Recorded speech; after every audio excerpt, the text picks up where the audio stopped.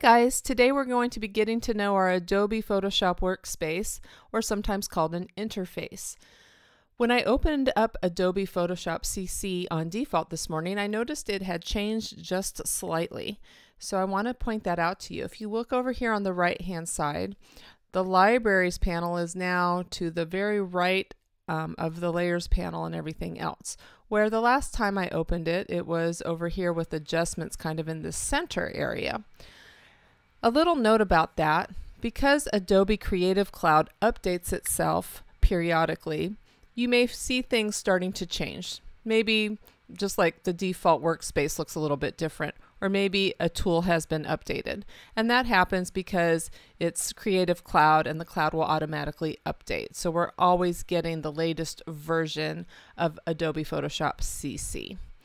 All right, in a little while I'm going to be showing you how to create and save your own workspace so that that will not be an issue and you won't need to worry about opening on default after I teach you how to do that. All right, but in the meantime, let's go ahead and take a look at our workspace here. Let's start at the top of our screen here where we have our Photoshop main menu items. All right, just like any software program that we're used to using.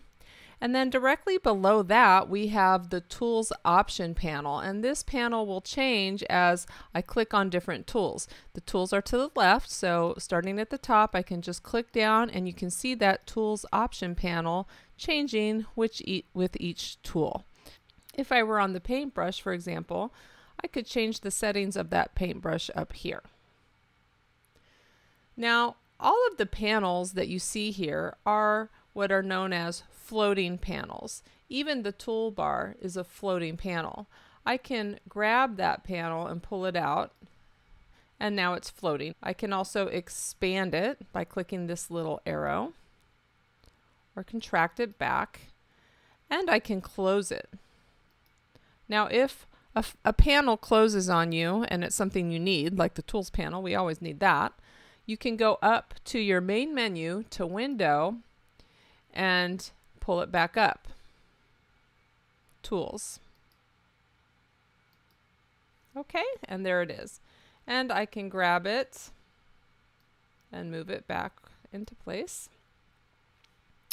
All right, so let's look at some of the panels to our right. Okay, and this is opened on default. It was actually, this panel was closed when I did that, and this is the History panel, which is really important. So if I click on it, it'll expand it. I can also grab that and move it wherever I want. And the History panel is a very important panel because it allows me to move back in time. You can see I have a little bit of a history here on this agenda that I created for you all today. One word of caution about that, though, is when you move back in time, you're able to then move forward in time. And I would suggest that you do it that way. A lot of times I'll notice that students will hit the delete button here, and they'll say, yes, go ahead and delete that step. And when you do that, the problem with that is that now you can't go forward. And sometimes you'll want to go back forward. And oftentimes I've seen students frustrated because they lost some valuable work that they had created. So to resolve that, instead of deleting, just click back and forth. That way you won't lose any of your history. If you want to, let me go ahead and collapse this. If you want to put a panel back over here, you just pull it over, and when you get this blue highlight, that means it's going to snap it right into place there. Okay, let's look at some of these other panels that come up with our default setting. We've got Properties, and that is just basically showing us what we have currently. So it's going to tell us on this layer, which is a type layer, it's going to tell us the size of our type. Okay, the color of our font, how it's justified. We can look at Advanced, okay, and it's going to tell us which text we're using and all sorts of stuff. Our spacing, this is called kerning and leading and all that stuff. All right, so that is what is inside our Properties panel. I don't use that one that often. And you'll notice when I clicked on that, now I have a new panel, which is character. Since I clicked on that, now that panel has shown up here on the left.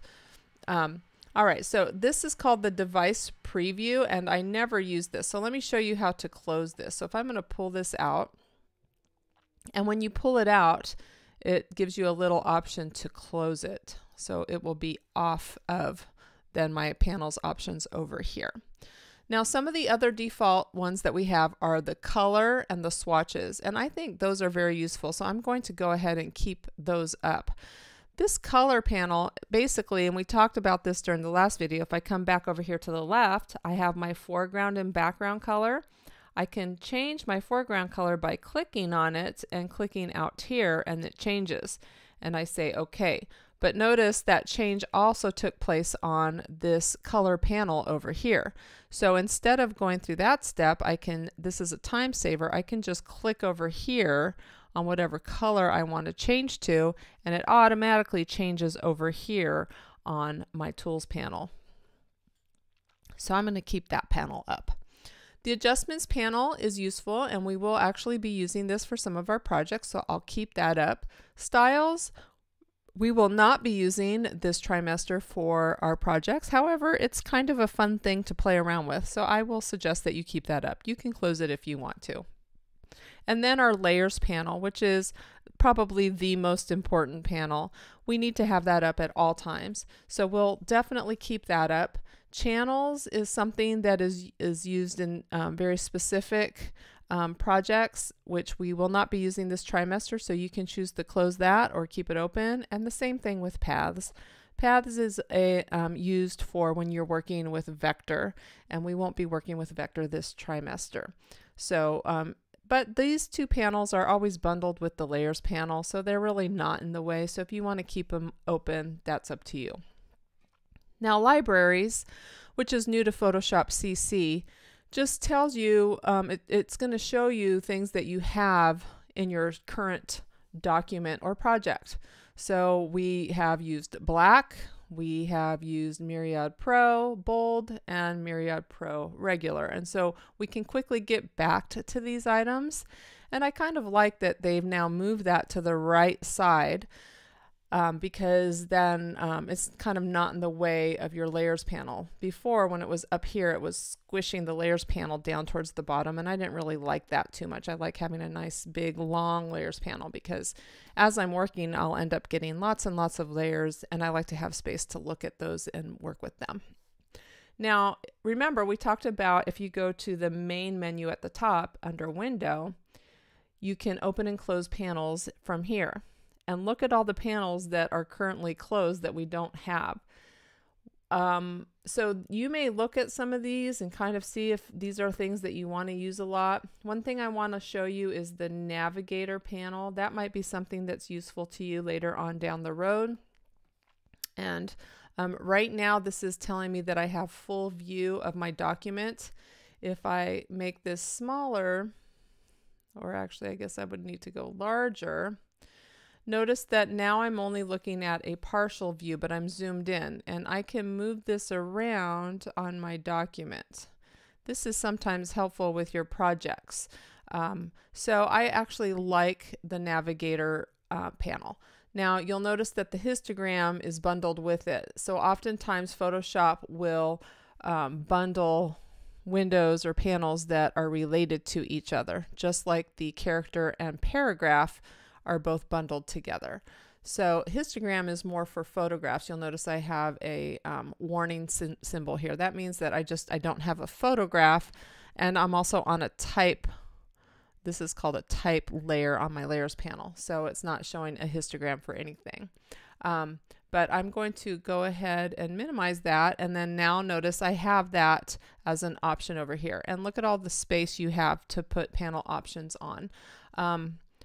I would say just don't put panels that you will never use, just because that will just clutter up your workspace and make things a little more confusing for you.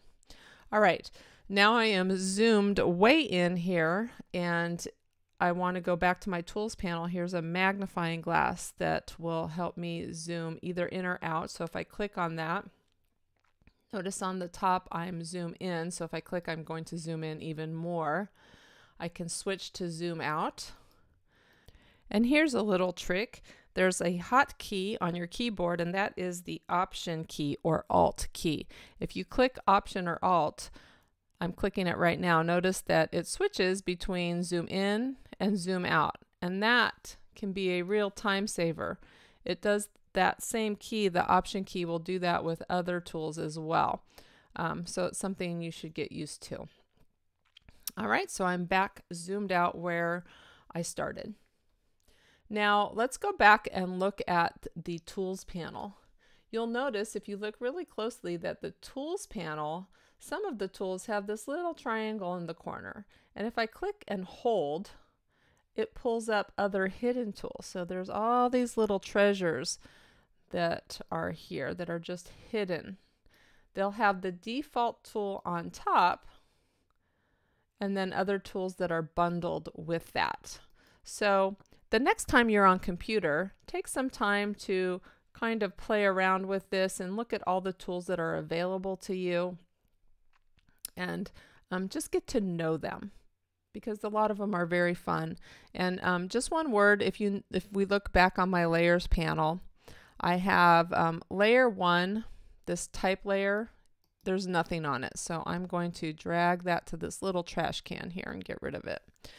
We have the background layer, we have a type layer, and I want to add a new layer if I wanted to paint or do anything else on this particular document. So now that I'm on my brush tool, I can paint down here, but I would not be able to paint on this type layer because it's a different type of layer. It's actually a vector layer, and you can't paint on a vector layer. Okay, so if you wanted to play around and you had only a type layer, you need to make sure that you start a new layer in order to do that. So we talked about how to create your own workspace by opening and closing panels that you may or may not use.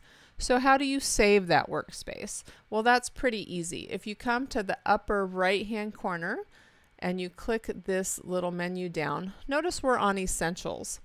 And there are other workspaces for different types of things. So for example, if you were a photographer, you may use this photography workspace, which looks a lot different than the Essentials workspace that we were on. Now, if I go back to Essentials, it's not going to open the way that I opened it in default in the beginning. It's going to go back to the last way I left it. Okay, so that could become frustrating if the person you're sharing computer with changes things to suit them, but that doesn't necessarily suit you.